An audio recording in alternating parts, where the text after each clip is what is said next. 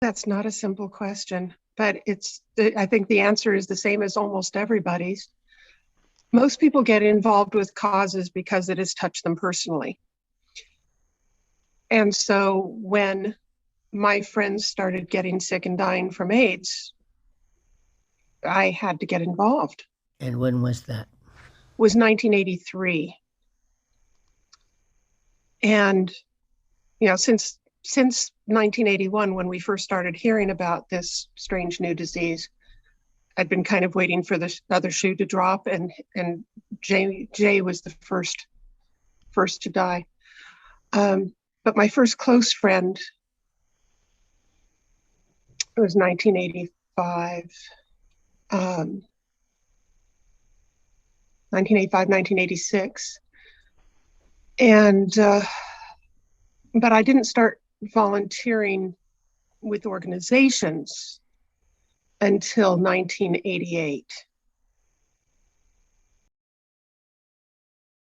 In 1987, when the Quilt went to Washington for the first time, my mother was dying and I was taking care of her. So I was not available. And, but the next year, a friend invited me to my first AIDS walk. And I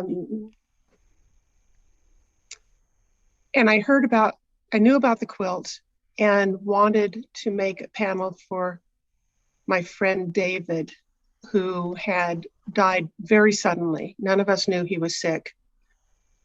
And he was living in Houston at the time, and he collapsed during the tech rehearsal at Houston Grand Opera, and 3 days later he was dead.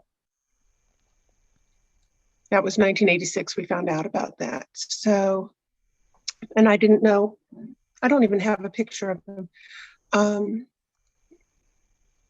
That we had no way to mourn him. So I wanted to make a panel for the 1988 display. And I wrangled my friend, our mutual friend, Eric Norton, to help me, because I had a vision of how I wanted the panel to look, but I have absolutely no artistic talent. And Eric worked in props at ACT, so he helped me make the cartoon to design. He took my design and made it into a simple design that even I could cut out the fabric and sew it. And there was the display was scheduled for October 1988. And they had a deadline of sometime in September to turn in your panels in order to be included in the display. So I was sewing and sewing and sewing all by hand, sewing.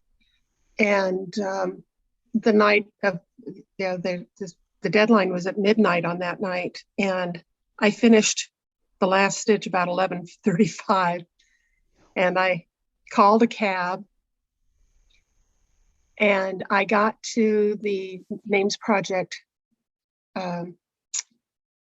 workshop on Market Street at like 12:03, and the door was locked. And it was all glass in front, so I could see inside. They had kind of turned most of the lights off. And I just stood there crying, holding my panel. And somebody took pity on me and opened the door, and I walked in, and right inside the door, there were just stacks and stacks higher than me, like 8-9 feet high, stacks of UPS and FedEx boxes.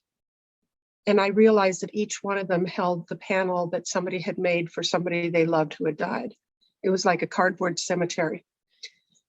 And I realized that I couldn't just hand over my panel to these kind strangers and give them more work to do. I needed to stay and help. And so I stayed and helped. I stayed until about 3 o'clock that morning, went to work at 9 o'clock the next day. After work, I went straight back to the Names Project, worked till 2 or 3 in the morning, did that for like 3 nights in a row.